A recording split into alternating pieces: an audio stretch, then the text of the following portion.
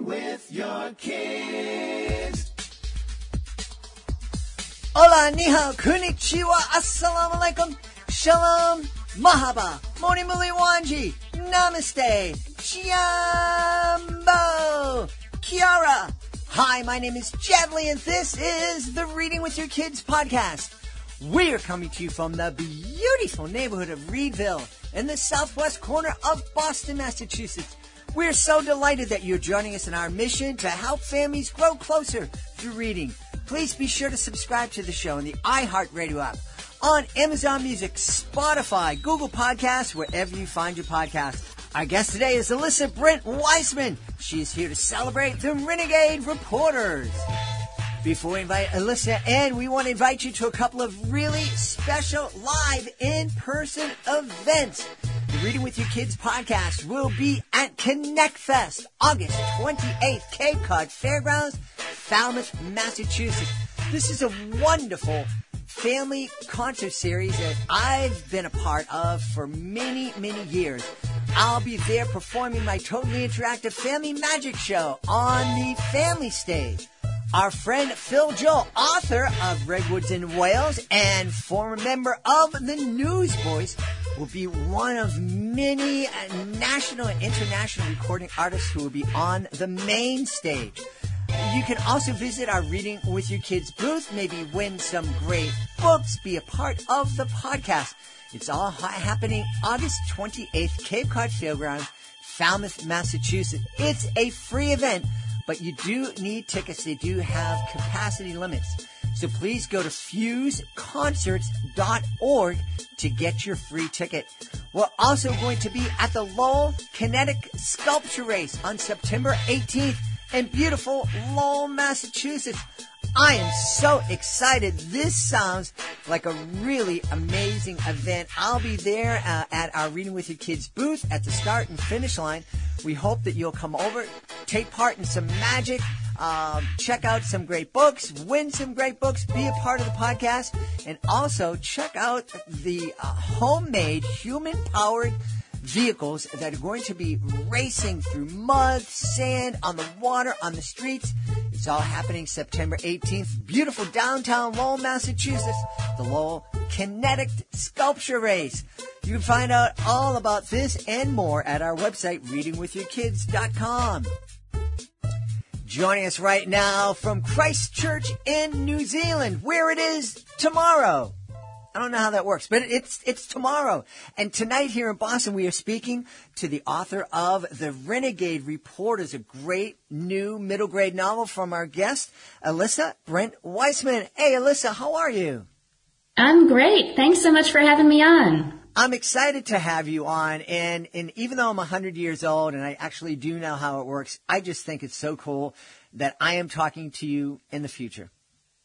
That's right. Yes, the future is nice. It is a beautiful Thursday morning here on the South Island of New Zealand. And unfortunately, I only know the New Zealand lottery numbers for today, so I can't help you out back there. Oh, okay. I never thought of that. That was great. Hey, tell us about the Renegade Reporters. I'm excited about this. Yeah, so The Renegade Reporters is a novel for 8 to 12-year-olds, and it's about a group of girls who live in Baltimore City, and they get kicked off of their school news TV show, and so they decide to start their own news show on YouTube, reporting on things that are happening in Baltimore, things that kids really care about. And it isn't too long before they uncover kind of a really big scandalous story involving the company that makes all of the educational software they use at their school. And actually, it's the same company that sponsors their school news TV show. So ripped from the headlines. Yes, exactly. You know, you mentioned a couple of things in the description of the book that really, just like I have a hard time understanding how I'm talking to you in the future. The idea that at one point it would be a normal thing to say that there's a middle school and the kids are on their school's news channel. And they get kicked off it and they decide that they're going to start their own news channel. when I was in middle school, I mean, we went to school on horse and buggy. The idea that you could start your own TV channel was insane. Yes, and actually that's kind of where I got the idea for this book. I got it as an author. I get to go into a lot of schools and meet a lot of kids. And a few years ago, I went into a whole bunch of schools where I got to be a guest on the kids' TV show, on the school TV show. And these schools, some of them were private schools, but a lot of public schools too, in a lot of states, had a full news studio set up. And the kids did everything. They write the reports. They are on camera, they're behind the camera, they're editing, they're putting the music to it, they're doing it all. And I was so impressed with the whole production that I thought I definitely wanted to write a book about kids who work on their school news show. Because, when I was in elementary school, I got to do the morning announcements sometimes, but that was just on a microphone on the loudspeaker in the main office. Mm-hmm. And it's nothing like what's going on now, let alone the fact that, today, if you don't want to do your school news show, or you don't have one, you can start your own show and just stick it on YouTube. Yeah.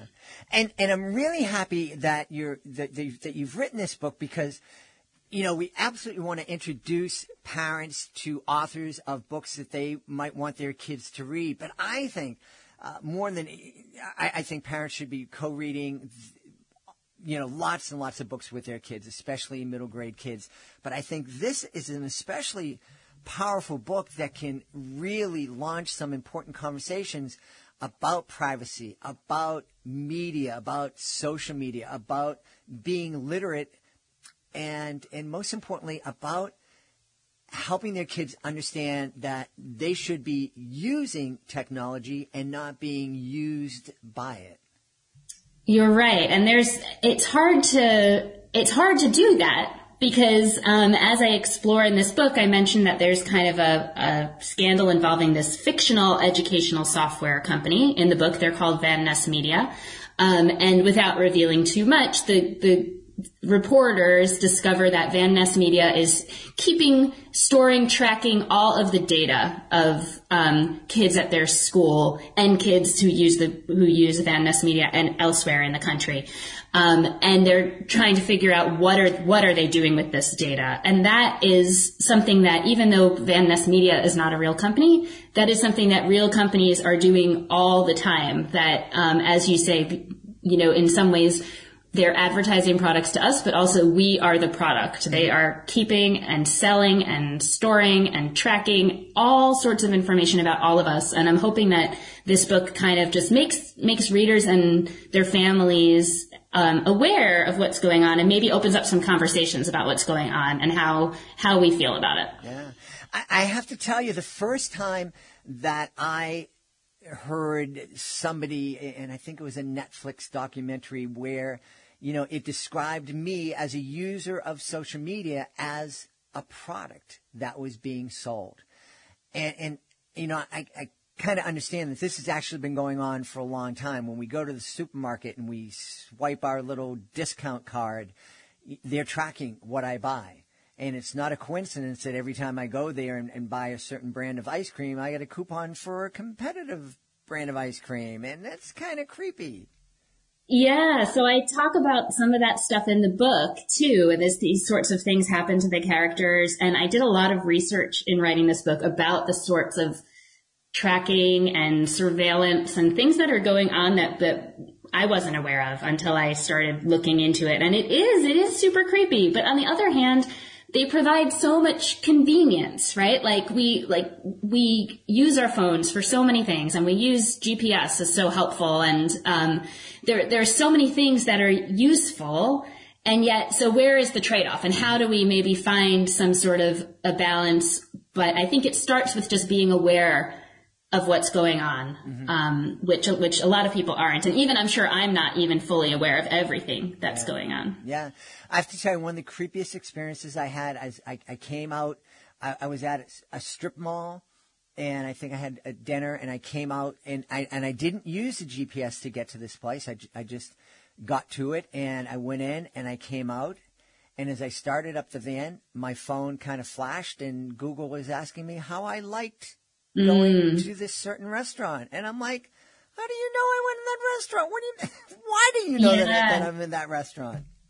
There's super creepy things like that happen all the time, or you'll be talking to somebody about something and then you'll see an ad for that thing you were talking about and you kind of say, oh, that's a really weird coincidence, but it's probably not a coincidence. I mean, my editor and I talked a lot about this while I was writing this book, and she was working on it with me, and she was telling me that one of the only apps in her phone that she allowed to access to her microphone was Instagram stories, I believe. And she would get ads on Instagram for things that she talked about that she wouldn't get ads anywhere else. And so, I mean, yeah, this stuff, and as our lives become more reliant on technology and people have smart speakers and smart doorbells and smart refrigerators and everything is kind of connected to the internet, the question is sort of what's the trade-off with all of that, and how is all of it free, right? Because it's not somebody's paying for it. It's not really free. So, I mean, the book it touches on all of that, but hopefully, I mean, it touches on that in the form of a story about these characters, in this fictional company. And so just kind of, you know, it's issues that they start to think about and question, and hopefully readers will too. Yeah.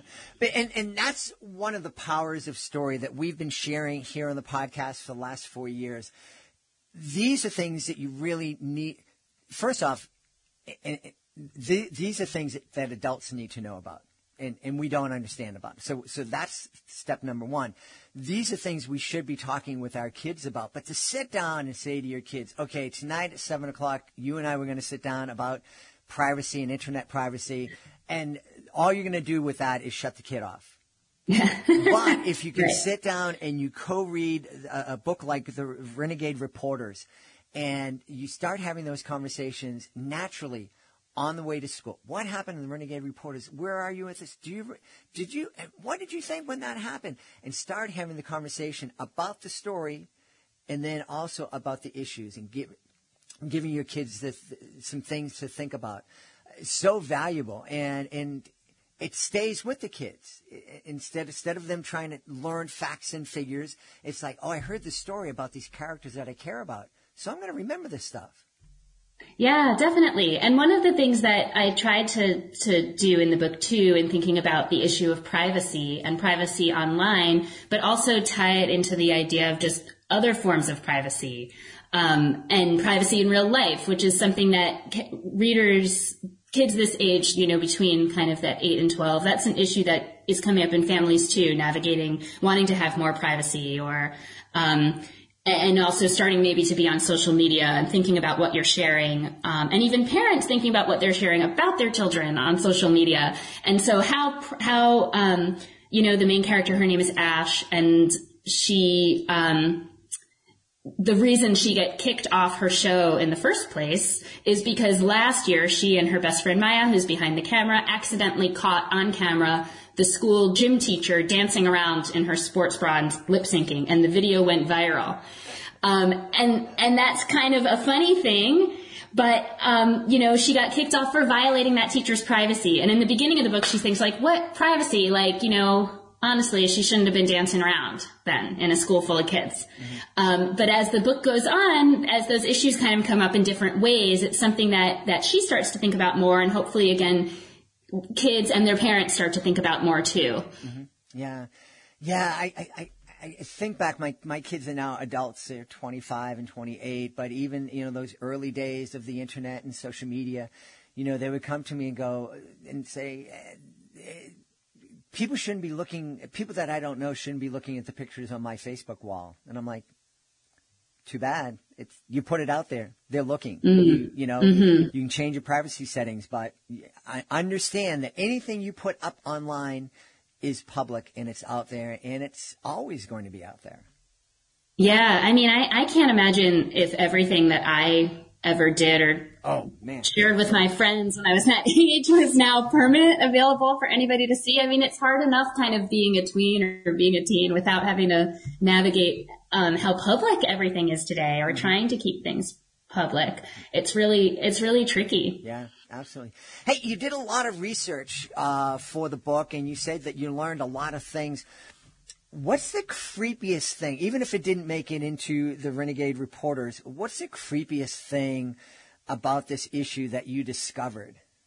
Oh, that's a great question. There are so many creepy things, unfortunately. The one that I mentioned before, I think was a big one, kind of with the microphone. Mm-hmm. I learned that, this didn't make it into the book, but like those smart doorbells that people have that are recording video, the police can access that video in a lot of places, and they're using it. I mean, again, here it's sort of a trade-off, right? So on the one hand, if they use it to help catch criminals who've committed actual crimes, maybe that's a good thing. But on the other hand, they can see what's going on all these streets at any time, and they don't need a warrant, or they don't need a reason or anything. And another one too, when you mentioned that coupon, you get for competitors, I learned that, there's something called Bluetooth beacons that are in stores. So they're tracking, even if your Bluetooth is turned off on your phone, which now I always make sure mine is turned off, but it kind of doesn't even matter. If your phone has Bluetooth, it can still access it. And so they can track like how long you stand looking at the ice cream, for instance, and then maybe send you a coupon for ice cream a few minutes later. And so, yeah, and all of that stuff, there's a real lot that's happening that is really, I think if people were aware of it, perhaps maybe things would change a little bit, but it's tough. It's tough. I mean, to get these big companies to change, the technology is changing so fast too, that it's hard for the laws to keep up, let alone, for all the people to keep up. As you were saying that thing about the Bluetooth, there is nobody in the world that would put up with having a grocery store employee follow them around the supermarket, making a note of how long they were standing in front of the ice cream chest. Right, you're right. It's like, no way, like, dude, no way. And yet, your phone knows all that and so much more. Like, it knows so much about you. There was a thing many years ago, this was a while back, where I think Target had sent a teenage girl was sending her ads for baby products, pregnancy products, and the girl's father, I think I'm getting the story right, but I could be wrong about the details. The girl's father got really angry and called up Target and said, "Why are you sending my teenager things about pregnancy?" And then it turned out a few weeks later, he discovered actually his daughter was pregnant. Target knew it before the family did, based on what she was purchasing. Mm-hmm. And they had done some algorithms to find that, this many months before the baby is born, women tend to buy more lotion and more whatever. And so then they would start to send them ads for baby products. And the answer, I remember at the time, was not, when this was discovered, they didn't say, okay, we're going to stop doing this. They decided to make it a little less obvious. So they'd intersperse the ads for strollers with an ad for a lawnmower, or things that looked like it wasn't so targeted. Wow. So they're even more scummy. Mm-hmm. I'm sorry. I can't think of any other word to describe that. I mean, that's really terrible behavior, I think. I mean, the thing is that, I addressed this in the book too, and I tried to present a balanced view rather than sort of preaching at people, in the fact that really we do get a lot from our technology. And so, I think the advertisers would say, well, this is the cost for your convenience and for your coupons, and we're just giving you, people have been targeting advertising as best they can since advertising's been around, and this is just the next development of that we can use the technology to show you ads for things that you want to see. And one of the characters in the book, Brielle, who's the director and video editor, she's kind of the biggest computer whiz of the book. She doesn't really care. She's kind of like, you know what? Technology's cool. Who cares if they show me ads? And I think that's a lot of people's view on it too. Whereas Maya, the character who operates the camera, she's super creeped out by the whole thing. And Ash, the main character, is kind of in between, feeling that tug of both sides. Well, I see the benefits here, but something doesn't sit right with me. Mm-hmm. And so, hopefully, again, just kind of making people aware, starting conversations, and letting kids decide where they fall and what they want to do about it. Yeah, so important. The other thing I love about your book is that you introduce people to the beautiful city of Baltimore. And I'll be honest with you, my daughter is living there right now, and I've spent a lot of time in Baltimore, but Baltimore has a bad reputation in a lot of parts of the country. It is a city that faces a lot of challenges, but there's a lot of great things happening in Baltimore. So I'm happy that we see that in the Renegade Reporters. Baltimore is such a cool place. I grew up in New York, and then I moved to Baltimore to go to college and stayed. And I lived there for another 12 or something years before moving here to New Zealand. And it took me a long time to set a book in Baltimore, but I just loved so many things about it. And you're right that Baltimore really gets a bad rap on a national level. A lot of people know it for really great TV shows and things, but that don't necessarily present Baltimore in a positive light. And so hopefully I've just absolutely loved living there. Lived in a row house. We had 2 young kids, and they were real city kids. And when they were little, we had, memberships to the Science Center and Port Discovery, and we were at lots of parks and in the harbor and baseball games, and we could kind of and so these characters in the book live in Federal Hill, which is the neighborhood my family and I lived in, and they too are going all around the city. They're taking the bus, they're taking the water taxi, they're visiting places that I used to visit, they're interviewing people at Johns Hopkins and University of Baltimore, and really hopefully introducing people to the city in a more positive light and showing a lot of the real vibrancy of the people there and the community there and good things that are happening there. Yeah, there are a lot of great things. I'm very familiar with Federal Hill. Great restaurants, great people, great food, great sights too. And Federal Hill itself is a really cool place. My daughter has a beautiful dog, and it's a great place to walk Calvin.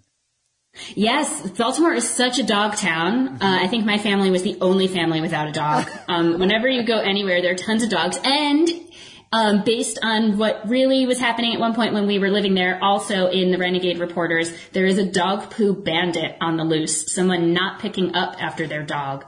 And this is something that kind of the girls are contending with as well, avoiding piles of dog poop throughout the city as they're trying to do their reporting. I know this is, you were telling me before we started that this is your 10th book. You're probably best known, you said, for the Nerd Camp series. Can you just very quickly let folks who aren't familiar with that series know about it?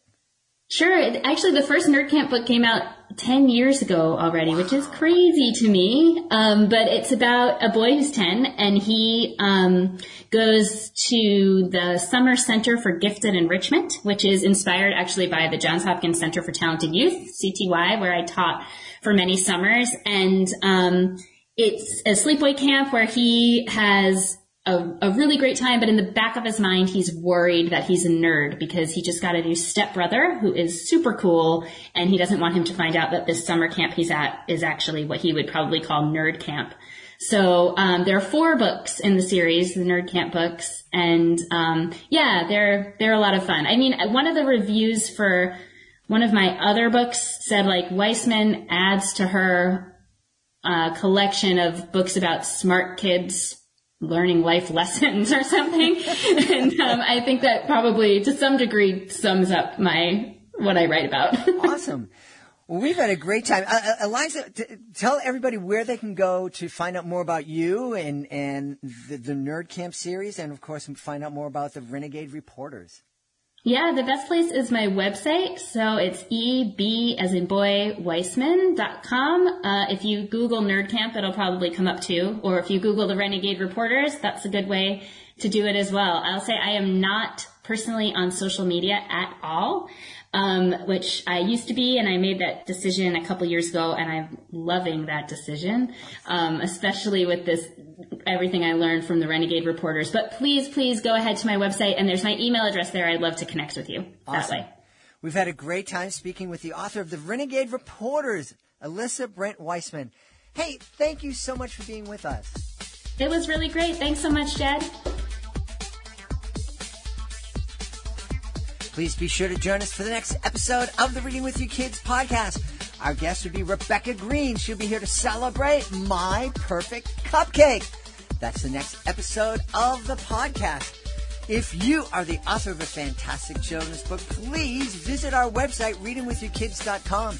Click on the author's Click Here button at the top of the page. Scroll on down to find out how you can be a guest on the show and also to find out about our Certified Great Read program, a program that's been helping so many authors get their books noticed, to really help their books stand out from the crowd of books that are published every single month. I want to thank the folks who made today's show so wonderful. Of course, I want to thank our guest, Elissa Brent Weissman. Please be sure to check out the Renegade Reporters. Also want to thank my team, Alejandra Doherty, Fatima Khan. I want to thank my beautiful wife for all the support she gives me. Most of all, I want to thank you. Thank you so much for taking the time to join us today. And as always, thank you so very much for taking the time to make the world a better place by reading with your kids. I'll be looking for you in the next edition of the Reading with Your Kids podcast.